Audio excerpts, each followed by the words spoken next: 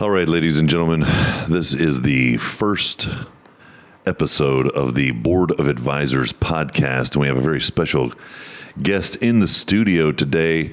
We are going to be talking about something that is prevalent on everyone's mind, but then we're going to shift quickly to what really this means. Right now, the world is going through a COVID chaos, panic scenario. What do we do? Virus comes out of nowhere. Everybody's got the flu, and there's a pretty large death toll. Most of us are thinking about where do we get, what are we doing with our employees, our payroll? Some of us are thinking about what stocks am I going to buy after the crash market just, took a dump, and the others are thinking about where are we going to get our next roll of toilet paper. What this extremely brilliant gentleman, Mr. Gaydon Levitt, they call him G. I don't know. Maybe he only deserves to be called one letter.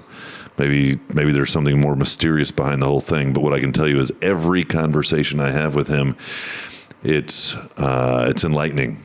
He's brilliant. And today he's here to talk to us about artificial intelligence. The economic and the entire global environment right now is focused on the impacts of COVID. What I hear you saying is this is the entry point of an entire shift of everyone going into a completely different direction from a technology standpoint, and you're calling it artificial intelligence. We've all heard the term, but I don't think most of us even know what it means. Talk to us. What is artificial intelligence? Well, it's nothing to be scared of, that's for sure. Well, sometimes I'm a little scared of it. I grew up watching The Terminator. I mean, it was one of my favorite shows. Everybody loves Arnold Schwarzenegger, and then you see this machine, and then it's turning into, it was a human, and then now it's a robot, and I'm sure it's running on artificial intelligence, and that's the first thing that pops into my head. Are we all going to die? Well, the first thing to think about is you're already using artificial intelligence all over the place, right? It's in your phone, it's in your home, it's all over the place. And the most prevalent place you see AI today is in speech recognition and natural language understanding, which would be in your Siris and your Alexas and your Cortanas and your Google Home, that type of environment, right? Where the device has some human-like capability.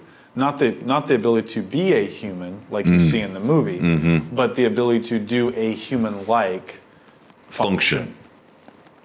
Bingo. Yep. So there's nothing to be scared of that you're already using it.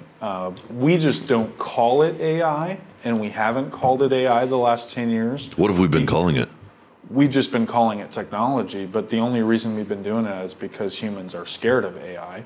And so companies like Google, Apple, et cetera, do not want to call it AI because they think it'll scare them. Yeah, the conspiracy theorists, right? Like it begins to make people think, is somebody listening to or gathering data on me? And, they get a little in that weird state, if you will. Yeah. And the truth is that AI has been around for a while. IBM Watson was way before its time. And basic AI is actually something you should already have implemented in your business. There's nothing weird about it or scary about it.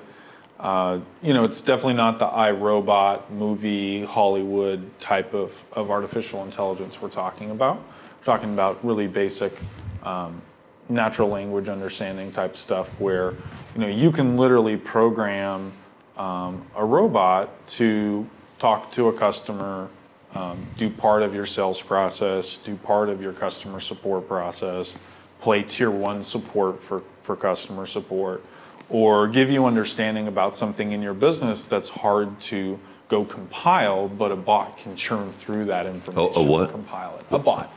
A robot. A robot. Yeah. So we're not even calling them robots anymore. We're just calling them bots. Yeah, because the robot tends to be more Hollywoodified, right? And so in the tech community, we call it a bot. And at the end of the day, it's just a simple algorithm. I think a bot is a term everybody's heard, or most everybody has heard. But what really is a bot? Like, what does a bot do? Does it just gather data? Does it perform a function? Does it do a little bit of both? Yeah, it can do both. Most bots are really just programmed to perform a very specific function, right? And that's where you can really take advantage of bots, because today, with today's sort of recessionary environment, you want to think of it from the perspective of, are you having to do more with less, or are you having to do the same with less, right? And if that's even remotely true, you probably want to stop and think about, pretend you're your own competitor, pretend you're a technology expert. Some technology expert is sitting in their office today thinking about how to disrupt your space. And technology will disrupt your space. The question is, are you going to be in front of that or behind that when it happens? And COVID is one of those catalysts for technology. When the '08 recession happened, we did really well in the '08 recession because we sold technology. But after '08, in 2011, we already started talking about that the next recession will be about AI. The next recession will be about AI. Every recession pushes us towards a more automated environment, a more technologified environment, and this one is particularly pushing us. Well, it pushes us towards efficiencies and more of a lean canvas approach to our business and our operations, right? Yeah. And it makes us think differently on. Right now, everybody had gotten a little bit fat. Their staffing was bloated. Their accounts, vendors. There's a bloating in most organizations, and this is kind of a cleansing, Couldn't agree more. So going forward, what industries is this going to impact most? Is it going to just be everybody? Is it going to be kind of in waves? You see the real estate industry is usually something that is a last responder most of the time, right? What do you think, or where do you think it's going to impact first? And also, who might benefit most? I mean, who's going to see the real benefits first from artificial intelligence or AI? Yeah, I think the answer to that generically is small business, because it has the most to benefit from, because their AI is either going to take out certain small business sectors the same way Amazon may have taken out certain parts of the economy via its technology.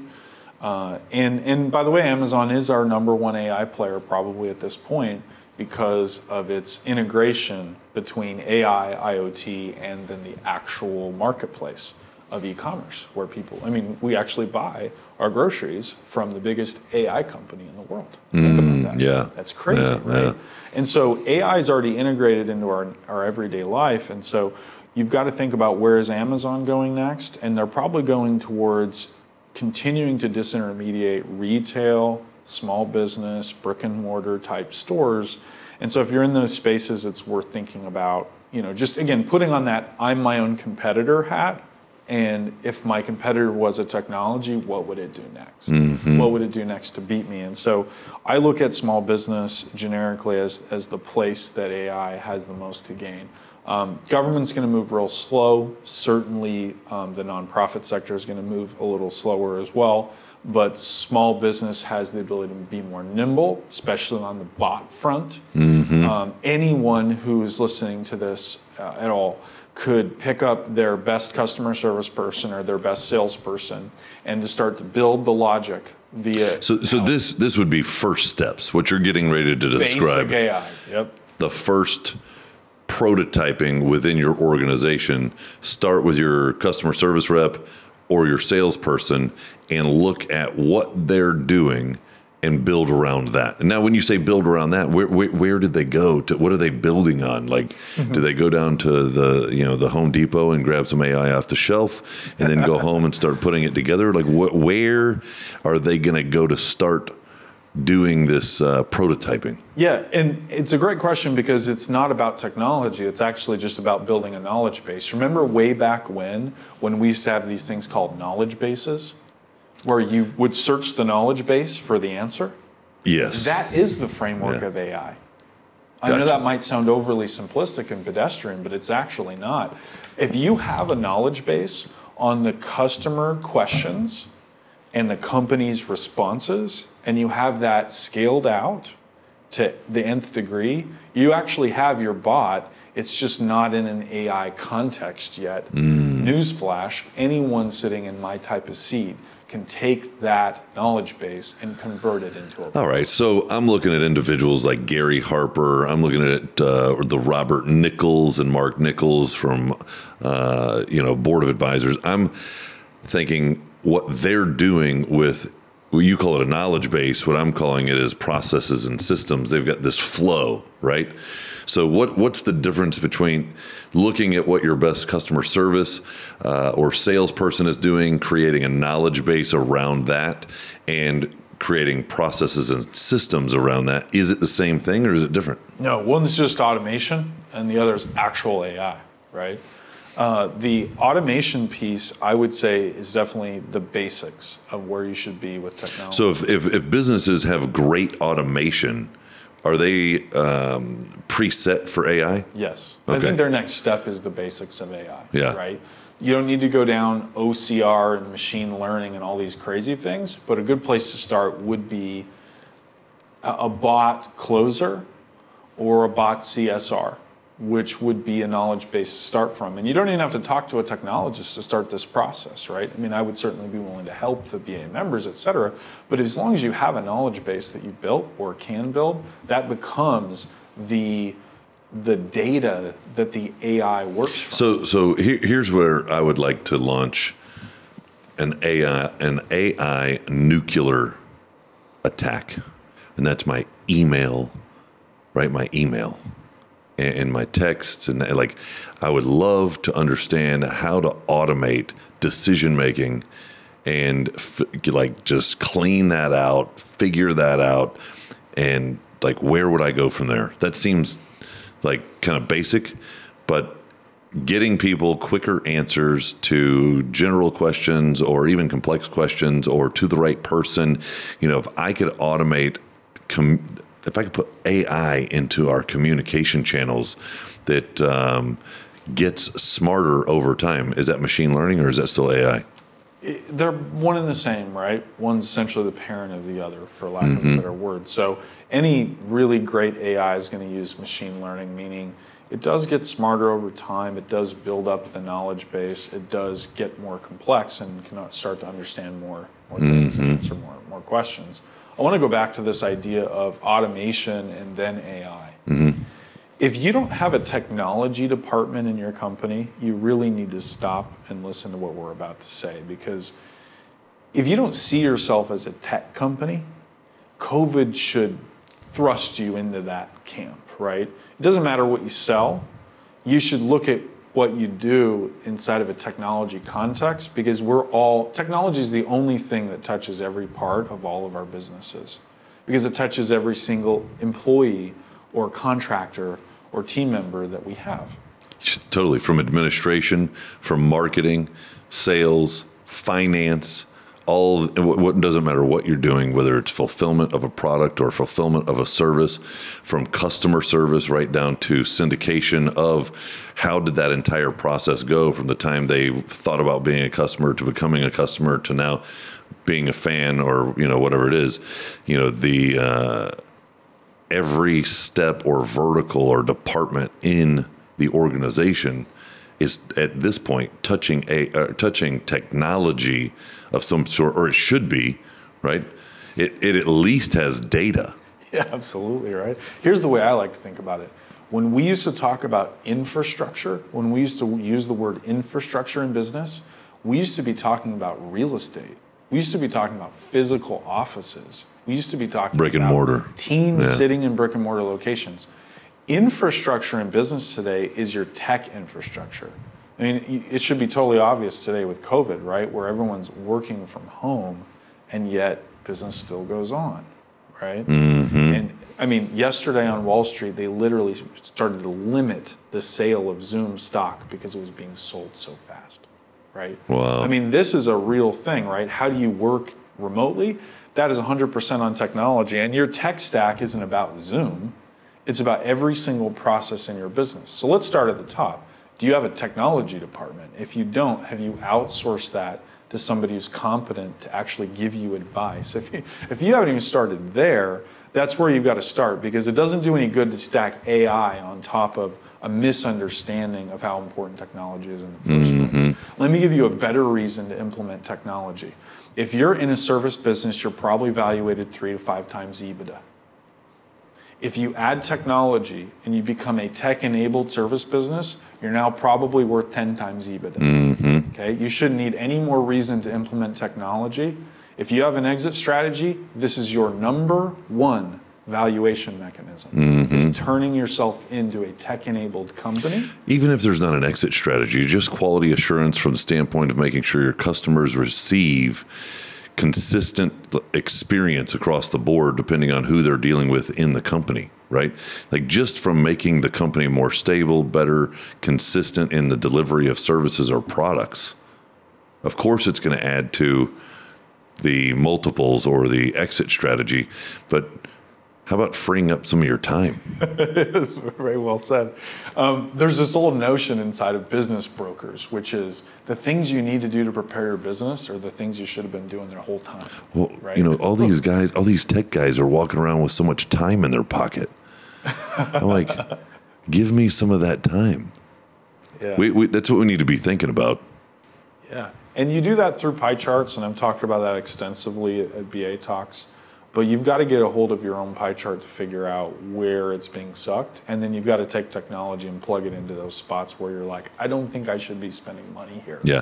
I would love to see a demonstration, case study, or just almost you under fire, right? We put you up on a nice, pretty panel all by yourself, right? And maybe a jacket and a suit that's just even extra tailored, right?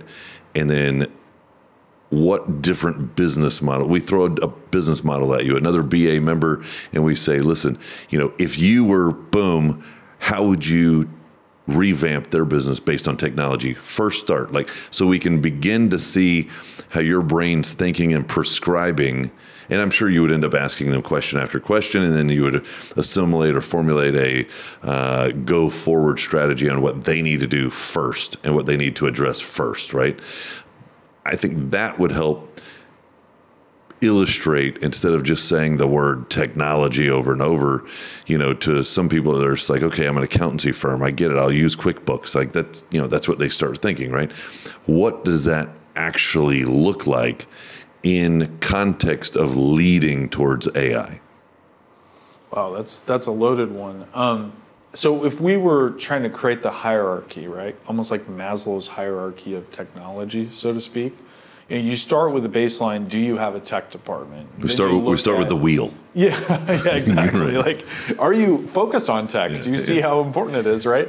Because the scalability of your company is the value of your company. Right? And so if we start with that, and then we layer on top of that processes, right? The automation of processes. And then we start to layer on top of that AI. You have all these different departments that lean on those processes and that AI. I can tell you right now that FinTech is leading the charge in AI generally, and that's true generically across all industries, is that the finance industry tends to lead out. And so what we're seeing, and I'm actually building in general, the finance industry stays ahead on tech. Yeah.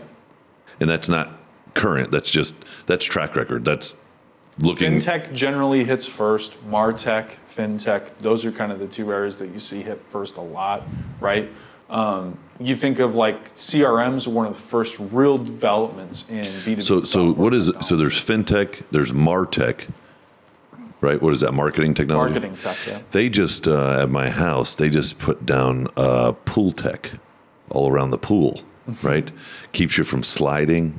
So everywhere, there's technology literally everywhere. It's crazy. Yeah, right? You can't even go to the pool anymore without having to walk across some technology. But go back to it. If you've got QuickBooks, the thing that you want to think about, and in full disclosure, we're doing a lot in this particular space, but if you've got QuickBooks, what you're going to see is bookends added to QuickBooks over the next couple of years. You're going to see a lot of technology that comes in ahead of QuickBooks, meaning it's stuff you use that feeds QuickBooks information. And then you're going to see a lot of stuff on the back end the other bookend of QuickBooks, meaning it's going to give you reports and insights QuickBooks does not have. So for example, I'm in the middle of a bot creation right now, which is ultimately a bot CFO, right? Somebody who you can text and ask questions about your business, and this bot artificially knows what's going on because it's literally digesting and reading information that's coming out of your accounting system and is in a warehouse where it can be computed. And then the AI can actually pour into that warehouse and ask for specific insights, and the warehouse knows how to report that out, right? Now, ultimately, the bot's just interfacing with a SaaS product, right? So the bot's not doing anything special other than asking good questions. And all of this sounds crazy, right? That you could actually text a robot and it could tell you, what your trailing 12-month revenue chart looks like or something like that, or how much money's in the bank today across all my bank accounts, right? Different things like that. But this is where things are going. And so if you're back at the on-ramp going, I don't know how technology fits into my business, you need to wake up and you need to start to ask for help. Right? And I'm not suggesting that you ask me for help. I'm suggesting that you start asking for help and start educating yourself. Because you are either going to get disintermediated by technology or you're going to win via technology. And if this scares the shit out of you, you should sell your business. Because it's only going down in value. From this point. Oh, absolutely. I mean, you're toast if you can't get in front of technology today. Right? If you're struggling to figure out like how Zoom even works or something, this is a real sign, right? That you've got a whole nother learning curve to jump through. And so I'm not trying to scare anyone. I'm just saying, like, if this doesn't wake you up with technology, I don't know what will. This is the birth of AI as we know it, as a mainstream technology. Who do you think you're going to see really starting to shine first with AI? Like if we wanted to put our AI lens on and we're looking around here coming out of this COVID scenario, who do you think is going to shine with AI first and be a great example for everybody to kind of go, you know what? G was right back in the BA podcast. He said it was coming, and there it is. Do you mean in BA or globally? Just in general. Amazon. No question. So Bezos sold $1.75 billion of his Amazon stock right before COVID hit. He'll go on the offense now among a variety of other players.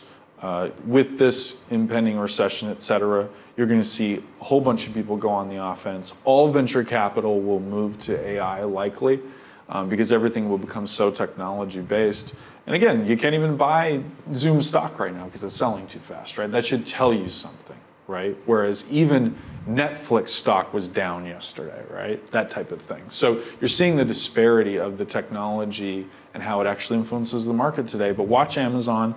They really are the number one player. Watch Bezos and his next moves. That's a key indicator there. Inside of BA, it's going to be the people who are most curious and most hungry and the ones that are not resting on their laurels, right? It's going to be those of us who really have the humility to stop and say, I don't have anything special. I could be disintermediated tomorrow. Yeah. What I see you saying is you take potentially somebody who has great experience. Sometimes the older companies and some of the gray hair in the room, some of the wisdom in the room, right? They might be looking at this going, oh my gosh, we have a whole nother, we're entering another world, another time. And, we've got to adapt and change. And you're also offering up the option to sell the business. But I think there's another option that lays before them and before all of us is, who is our technology partner? Right? So, you don't have to sell the company and you don't have to be the one to do all the work because you're that product knowledge specialist. You're the guy that created the company. But there is an option there between both of those where finding the right technology partner that can look at what you're doing from a how do we go into this new world together, right? How do we implement technology? How do we look at what needs to be addressed with AI? And that could be a vendor partner relationship where they're just being paid to do that, or it could be a equity participation, there could be a rev share, there could be performance based on implementation on the efficiencies, like dollars saved. I'm sure you could structure that a bunch of different ways, but finding the right technology partner. Are there firms out there that are looking to work with small to medium-sized companies that would say, hey, we can step in and start helping you wrap technology around what it is that you're doing? Absolutely, yeah. Tech implementation providers. We consider ourselves more of a SaaS company than a tech implementation company, but we are a tech implementer on some level. There's a variety. When you talk about this space, it is so vast. There are so many different factions of it. I'll give you a couple of little examples. I just hung up with a call today with one of the top AI providers in the world, servicing Walmart, McDonald's, et cetera, right? They have zero SaaS. They are 100% data. Right? What do they specialize in? Getting insights from data, right? Well, it turns out they don't have a front end to display, consume, create a user experience around, or deploy thousands of accounts around the data that they actually produce. So what they typically do is say, well, we have the data. How would you like us to visualize it for you? Would you like us to work with an internal team you have or a vendor you have to do that, right? So SaaS is not AI, and AI is not SaaS, right? And AI certainly isn't hardware, and AI is not IoT. There's a lot of different areas in the technology business, and so what you want to do is you want to kind of triangulate all of that and realize, hey, where am I at? Do I just need a basic implementation provider to help me get on Microsoft 360 and a few other things and get my basic core stuff together? Or am I beyond that and I'm in the process automation stuff where you start to look at maybe like our services or something like that? When you get beyond that, you get into AI. Now you're looking at how do we crunch data that's maybe not even available to us that we can buy that gives us a competitive advantage. Like there's a lot of levels and layers to this. And I'll just tell you that you really want to think about AI and SaaS and IoT and all these things as a way to increase the value of the organization, not as a thing you buy. It's not on your P&L. It's on your balance sheet. Right. You want to corroborate IP value on your balance sheet. And in order to do that, you've either got to buy or build. And if you don't want to do either of those, you at least got to rent, right? I think it begins with a conversation, especially for people who have not really invested in that or hasn't seen it as a required attribute of their business. It really begins with a qualified conversation with somebody that can point them in the right direction and begin, like what you just said, the triangulation of, putting a lens on this, right? Is there anywhere where we would point people to begin that conversation to where they can start at least a discovery of what we're talking about here today? I think that topic is so big, I wouldn't point anyone anywhere other than their own business. I'd start with internal pie charts, because until you know where your people are spending their time and where the friction is in the organization with people, because this isn't about technology at the end of the day, it's about people. It's about how your people get things done, right? And so my recommendation actually would be to do pie charts on the people, because as soon as you understand really clearly and you can see what they spend your money on, you can better say, well, I don't want to spend money on that thing in your pie chart. And now you can ask yourself, what technology could help with that? And I would make myself available to help people think through that or find tools or whatever. That's gratis, right? I mean, there's tools everywhere. We joke internally that there isn't a technology problem in the entire world. There's more technology in the world to solve any problem than people are even aware of. What it is it's a leadership problem. It's a culture problem of how do I find, implement, and integrate into my culture these tools, and how do I get my team to want to use all these tools, and how do I stitch them together so that they're easy enough to use for my people.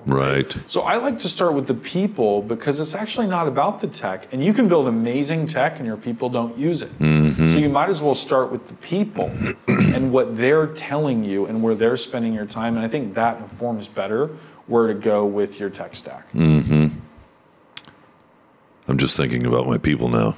You've got my wheels turning.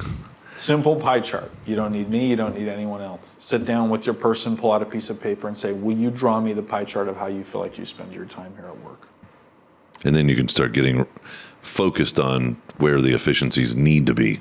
Yeah. You can build your own intelligence on your own team. And that will inform you, right? It should be enlightening. I find that it's always enlightening, or there's an epiphany of some kind. I think we're going to put a pie party on the calendar. Pie party, that's a good idea. They're going to so misinterpret. They're going to think, hey, this is going to be good. It might be the only meeting they show up for early. There you go. And then I'm going to whip out that piece of paper and I'm going to say, okay, everybody draw a circle. 1 minute story on where I think this story will help people. Okay, I'm in a conversation with a psychologist. Psychologist says, I don't understand how AI can necessarily help me. I don't understand necessarily. I mean, is my job going to get replaced by AI? Now, these are common questions I think people ask when they go, well, what is AI, or how does this help? And the way I tried to set the conversation was, hey, listen, probably 90% of the things you do as a psychologist, the therapy you provide, the things you say, are sort of from a playbook, right? If that makes sense, right? They're from a knowledge base, just like we've already discussed. So if you could codify that knowledge base, pretty much 90% of everything you're ever going to say is something you already know how to say. So why don't you just say it and put it on paper, and you could turn it into your own AI brain. Now think about where this goes if you're really trying to stay in front of this as a psychologist. Super boring industry, not on the cutting edge of technology, right? It's sort of like something really boring like engineering or like agriculture or whatever. You don't think of it when you think of AI. But think of it this way. If someone could codify that knowledge base and then we could get that into an AI brain, that psychologist could simply say this, hey, I like to use technology to augment what I'm able to provide for you. So here's what I do. I meet with you every single week as your therapist, but in between our sessions, you can talk and chat via text with my AI brain that I've programmed to know everything that I know. And you can talk to that whenever you want. So if you're up at 3 in the morning, you can't sleep because you have anxiety, you can text into my AI brain. And everything that the AI brain says to you is something I've programmed it to say because I've turned myself into my own bot.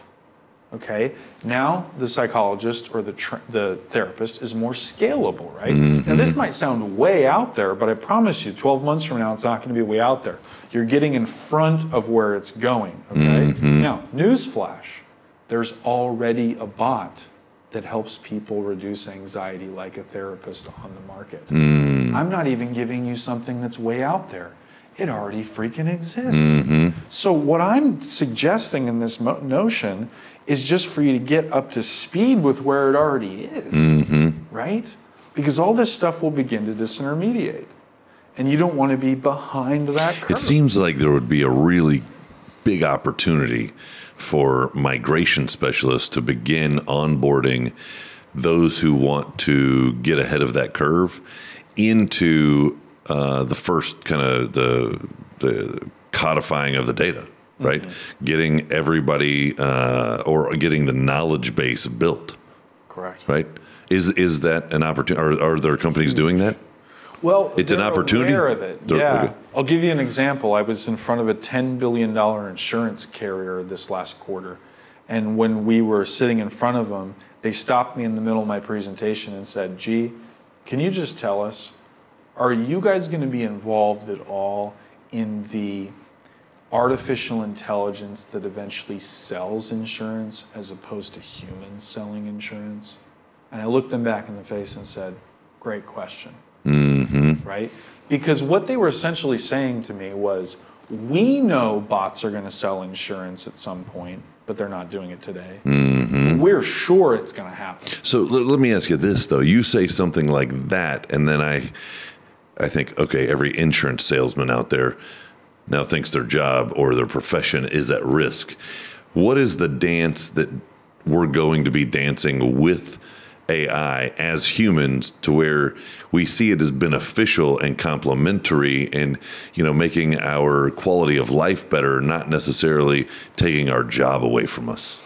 Yeah, that's a soft touch. It's delicate, like the way I explain it. I think it's all one-off. It depends on the situation. Should insurance agents be afraid? Absolutely. There's no question that industry is ripe for disruption. And the reason why is because what technology is trying to do is eliminate inefficiencies.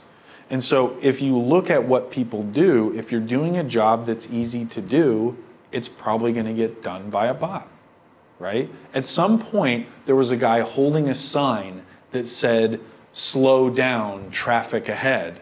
Now, there's a digital sign that goes over the freeway that says 12 minutes to Indian Shores, right?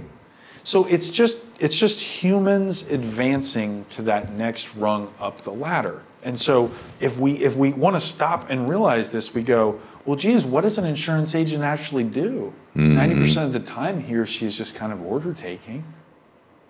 Well, if it's just order taking, you don't think a bot can do that? It would be interesting if there were a place where you could go log in and try to just fumble through bot building and, building your knowledge base, and almost if it was kind of visual, it was almost a fun process. That's great. Let's build it, man. Let's do it. Because that's what we're focused on post-COVID. You know what? Helping people build that, but that sounds great. I would like to call it, what are you going to do? Instead of boating, I'm going to go botting today. I'm going to go build some bots, and then, I'm going to, have them compete against each other. And then what I'm going to secretly do is have my friends text the bot so that I can see if what I built works, but then they're going to think they're texting me until the bot doesn't work right. But, you've got this, it all reminds me of like Ready Player One. Yeah. Right? Like we're all going to be sitting in, our trailer and, living in a digital world of just sheer craziness and they're just going to get rid of the simplest stuff first. I mean, that's what it comes down to. So why not be a part of that? And if you're sitting in your industry going, gee, there's a lot of really simple stuff here that humans are doing that they probably shouldn't, like paperwork and onboarding and things like that. I mean, that's the type of stuff you've seen go away really fast because it doesn't even require AI, right? Job onboarding, client onboarding, new hire paperwork, all that's completely gone. Like if you're automation replaces that. Yeah. I mean, if you're doing any of that stuff, like you are literally already buried. You need to get a shovel, dig yourself out of the hole you're already in, and get back on solid ground. But this next phase is going to be about you saying, okay, I have 50% less staff today than I did before COVID. I'm not so bloated.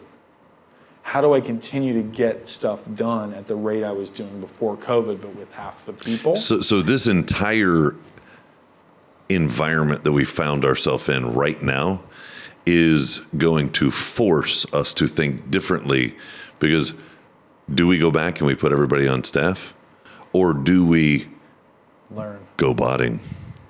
Right? Botting. And after we go botting, let's go boating, because we'll have more time. I think we should go botting and boating together. I think it's possible. With maybe a Corona, right? Corona. And a lime. And a lime. We'll find our beach. To just know that we're making the best decisions in the new economic climate. Yeah, good stuff, man. Good stuff. Every time I talk to you, it's an interesting conversation. You're somebody you're a thinker. You're like a cerebral, right? Sharp dressing, got a little style to you, but I like being around you because you're thinking differently, but you're extremely observant as well, right? It's refreshing to come across an individual that just does things a little differently. I think what you bring to the table, not just for BA, but all of your clients and just the industry as a whole, is that ability to look at things differently. There's a calm, cool, collected kind of approach that's just, hey, but did you think about it like this? Or what if we did it like that? And I think that's kind of why you're so good at what you do.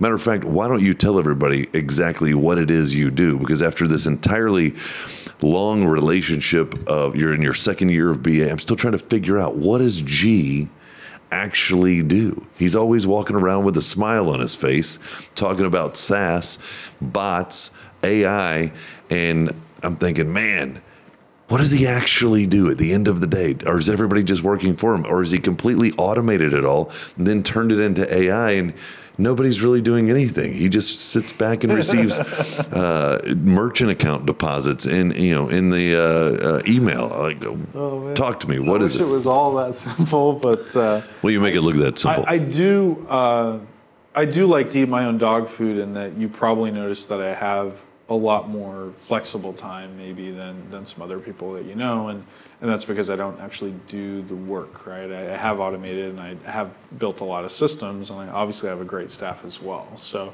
those are all part of the equation, but at the end of the day, I just help people automate stuff, and it's not really that complex. Where I'm providing the most value is I'm SaaSifying somebody's business. I'm helping them take what they're doing and making technology part of it. And most of my plays lately have been more equity-oriented plays, to be honest with you. I'm not out there looking for $200 a month from a bunch of people. I'm looking at how to completely take over certain industries, about how to take somebody's business that's worth a lot and make it worth twice a lot or 4 times a lot by turning it into a tech company. And I spend all week thinking about how to change an industry. And I'm usually very industry focused, and sometimes I move from one to the next after I've done a project or whatever. But I think technology allows us to have speed, and that's what we're all about. And I'm trying to create speed for our clients, and I think where it goes for us is less on client relationships and more on actual partners. And I don't mean that in a weird sense. I mean actually taking equity for tech, the way you described. And those types of creative relationships, I think, are going to be the hallmark of what we do post-COVID as a company ourselves, because we're more about coming in and saying, what can technology do for your balance sheet and for the value of the company and for its future? Yeah. And that conversation isn't corroborated by a $200 a month payment. Yeah. Right? I have the luxury of having 35 products that I can deploy at any moment to automate 35 different things in a business. So because I don't have one thing, I can play a very breadthy automation game, and that's really what we're all about.